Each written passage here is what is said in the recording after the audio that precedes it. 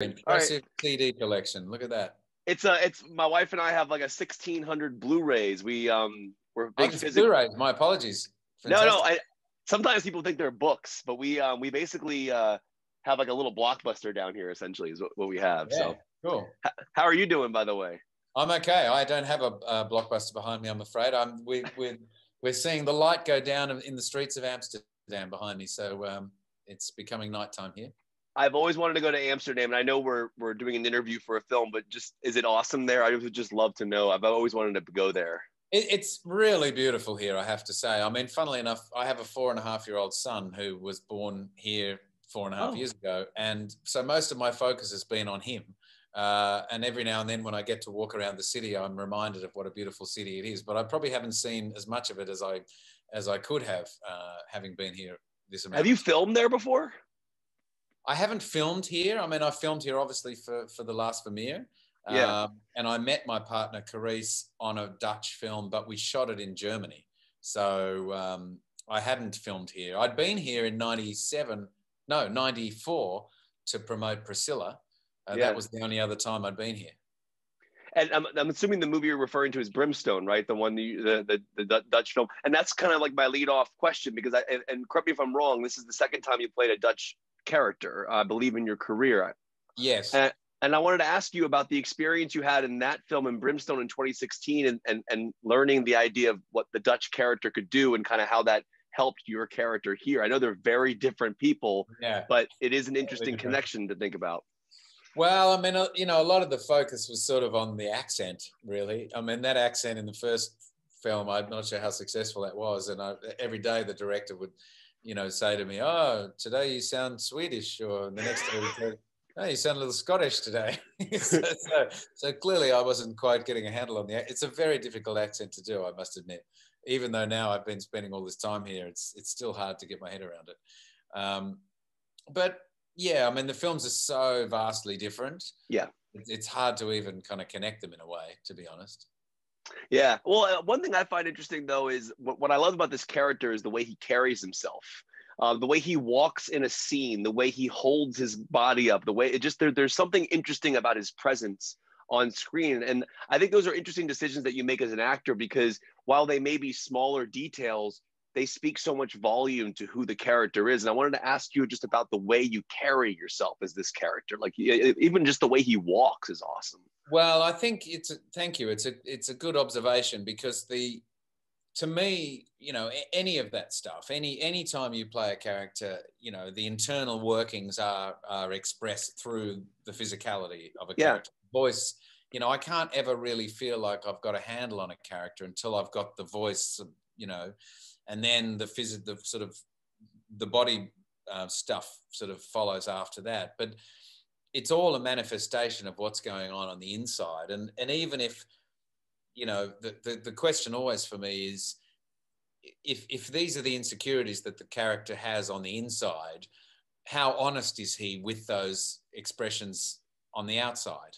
Is he masking them, or is he completely in it and allowing those expressions of insecurity to be seen? Clearly, with someone like Han van Meegeren, he's not wanting them to be seen at all. He's completely presenting himself in a way as if none of that matters, as if none of that even existed. He's more in control than anybody, because the pain that he is carrying and the struggle that he's had in his life, and the letdowns and the rejection from the art world and the terrible parenting from his father, etc., is all too painful. So for him, it's either to be in a sort of a curled up in a ball in the corner, or to actually go, I'm not gonna be that. I'm going to be this, because this is my fantasy and this is what I want. So it's an interesting thing to play, because what he is being is to some degree inauthentic, but at the same time, I need to play it in a way that makes people think, well, it seems authentic, but you get these little moments underneath where you go, hang on a second, there's more to this guy than just this cocky sort of, flamboyant narcissist. He's almost performing in the performance, essentially. You're almost like dually performing, essentially, which is kind of an interesting thing. And I was focusing a little bit on the way your hands move too, because I did an interview recently with an actor from One Night in Miami, and I was talking to him about Kingsley Ben-Adir, about his hands movements as Malcolm X, and I'm like, hands are a very fascinating thing for an actor, and like even the way like when you talk in this film, I wonder, are those like hand motions? Are you, do you know you're going to do those, or do they just kind of happen within the moment of the character? I think it's a combination. To be honest, I think there are times when, you know, it's just certain things just happen, and they're always, I think, the best ones. Yeah. When you're not really thinking about it.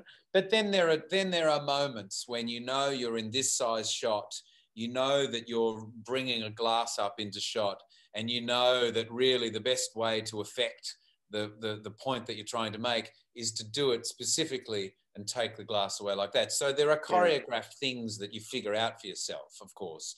But, you know, it depends. It sort of depends on the moment, I think. You know, I've had the chance to interview you a few times over the years, and the filmmakers that you've worked with, it's just an astounding to look at your filmography. I mean, like, you had some of the best directors of all time, and I just wonder in general, and I do want to focus on some of them at some point in the interview, but just in general, how much do you bring from past filmmakers into a performance like this? And I know it's kind of a loaded question because I know every experience teaches you something different.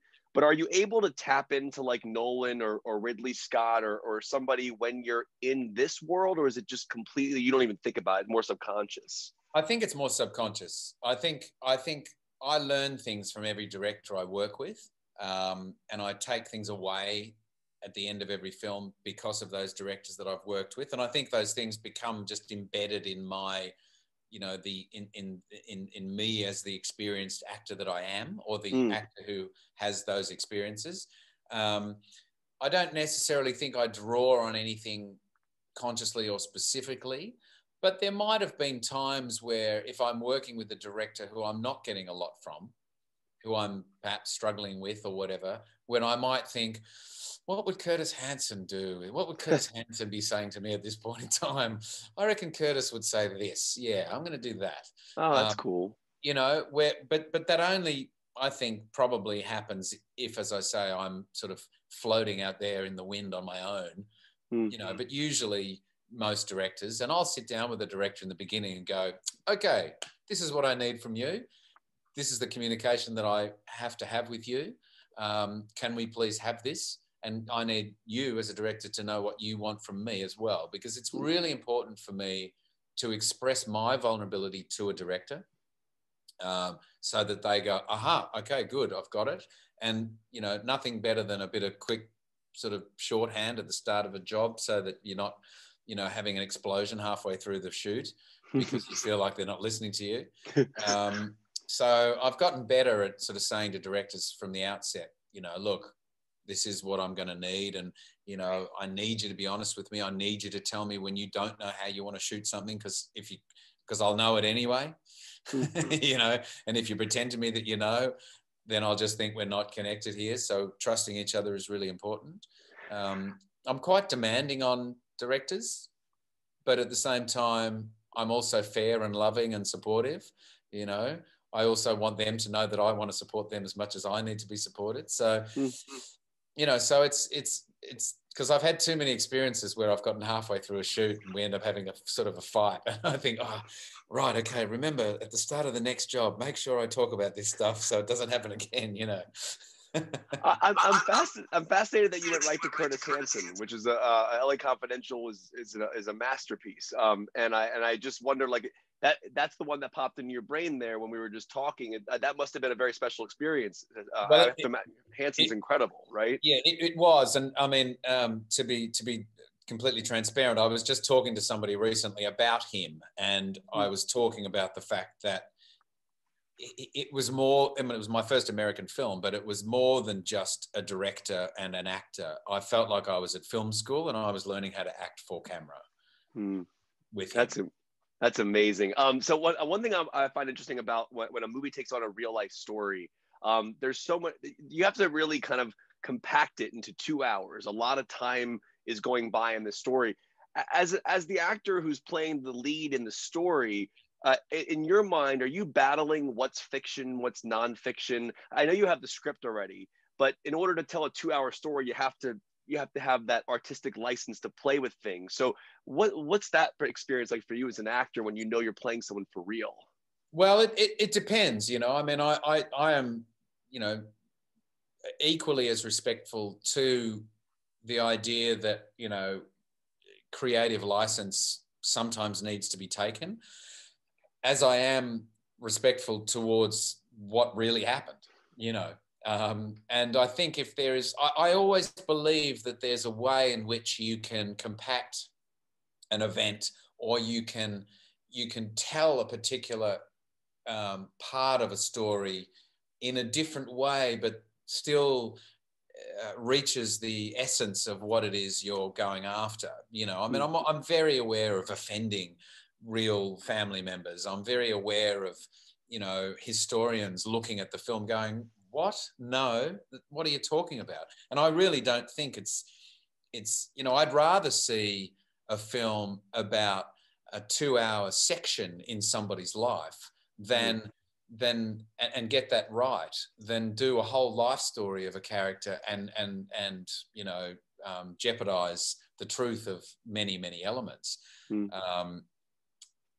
But I think, you know, if you sort of you ultimately you ask the question, why are we making this film? What is it about this story that has drawn us to this? Let's keep that intact.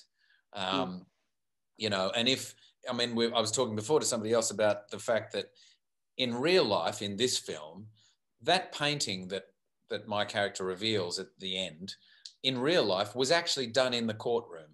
It was done during the court case. He did it in front of those people over however many weeks that he did it. Now, Dan, the director, didn't want a whole film that's set in a courtroom, so he took a liberty, and I think that's okay, because ultimately it's about the reveal. It's about the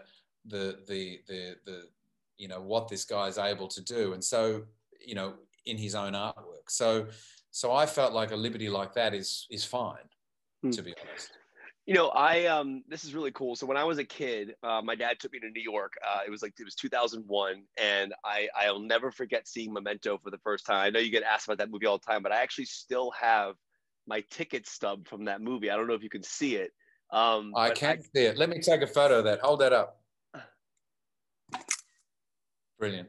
I collected tickets when I was a kid, and you know, I never knew I would actually be interviewing anybody from those films later on in life. But I just would love to just ask the memory of that film, what that film meant to you, the impact. I mean, it's 21 years ago, and I'm sure people ask you about it all the time.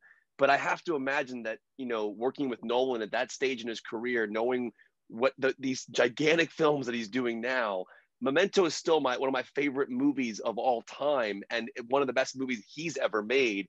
And it's funny because you watch Tenet. I've seen Tenet like 12 times now, and Dunkirk and all these movies, and you see the Memento, you see his early work seeping into these $200 million budgets. And I'm interested for you, from your perspective, what's it like watching Nolan's work post Memento, and kind of, are you seeing similar themes and concepts that you worked with?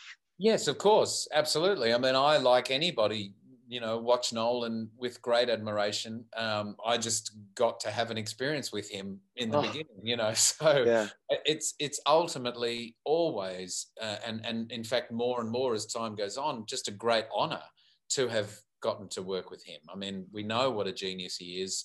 We know what a genius film Memento is. I just still can't believe it that I got to do that, you know, that I you know, happened to be in the right place at the right time. I mean, the film would still be amazing had it been, you know, any other actor. But I just kind of go, okay, this is one of those things that happens in life where you go, don't take this for granted, respect this, allow the humility to seep in, because this is, you know, this is important in a way. I mean, important is not the right word, but it's important for me personally. You know, to be part of something like that, you know, is just, it's hard to know whether I feel like I deserve it or not. It's not even sort of about that. It's more just like, it's hard to even sort of explain, but it's incredibly meaningful to have. And somebody pointed out something to me a couple of years ago, and actually recently said it. Somebody else said it again. They said, you know, LA Confidential was as a film was sort of the last of its kind, and Memento was kind of the first of its kind. Yeah, that's interesting. And I went, oh yeah, it's pretty cool to have been. Yeah. To have been not only to be in both those films, because they're seminal films and they're really great, fantastic pieces of work. Yeah. But to actually feel like you're at something that you know that is the finale to a great kind of genre of filmmaking, and then to be in something that has inspired so many other types of films as well. So, you know, in the same way, I had a couple of years there where I was in The Hurt Locker and The King's Speech, and they both won the Academy Award. And I'm in both of them for about 3 minutes altogether, right? So, of course, and people would say, my God, congratulations on the Academy Award. And I'm like, yeah, you know, thanks, but can't really claim credit, but thank you. Absolutely. You know, so, of course, in the same way, I'm sort of going, yeah, I mean, you know, got lucky, you know. So, dude, you are the Memento movie. You're the whole film. Listen, they're giving me the rap. I want to ask you one thing before I go. Just 'cause I know your time is limited. But Memento, I actually would disagree with you. I think you are a massive, massive reason why that movie's so great. The future of the industry. This is the last thing I'll ask, because obviously right now, the world being in a pandemic, I'm very interested to hear your thoughts, because you've worked in this industry for a couple decades now. And I would love to know where you think we're going. Shorter theatrical windows? Do you think we're going to be seeing, like, what are your thoughts on just maybe returning to cinemas? Do you think we'll see something similar again like we had prior? Well, I don't know. That I really don't know. I mean, you know, it was one thing, what we were facing prior to, you know, January of 2020, when, Yeah. you know, when all the wonderful television that's being made was sort of taking over the world anyway. That was one thing where all there really is left in film is the sort of $3 million, $5 million independent films, or the $200 million blockbusters. And, you know, everything else in between has gone to television. So you go, okay, you know, we can accept that, and there's great, fantastic work by the streamers, and it's exciting, and, you know, we all get to work for HBO and Netflix and do all these incredible things. But I really hope that cinema doesn't die. I mean, the cinema experience is incredible. And then, of course, the pandemic came along and really kicked it in the guts. But I wonder whether it might be the kick in the guts that might, hopefully, once the pandemic dies down, that makes people go, you know what, let's make an effort to get back to that, because we've been forced to be in our homes to watch television. Sure, that's been great, but in actual fact, no, we need to get back out again. So I'm hoping that it might actually, you know, sort of, yeah, have a different sort of effect than it was sort of heading towards. So I don't know, but I would hope that cinema, clearly hope that it doesn't die, but who knows? Yeah. Well, listen, you're talking to somebody who went and saw Tenet 4 times during the pandemic in IMAX, just because I needed to get back into a theater. So, sure. There's nothing, you know, and obviously Nolan's somebody who's actually saving the cinema industry, which is such a great thing. So, well, they're wrapping me. I really appreciate your time today. Congratulations on all your work. Congratulations on this performance. Thank you for talking about your process as well. And again, you're just an amazing actor who's had an amazing career. Kevin. So, thanks, mate. Great to see you. Great to see you too. Stay safe. All right, you too. Thanks.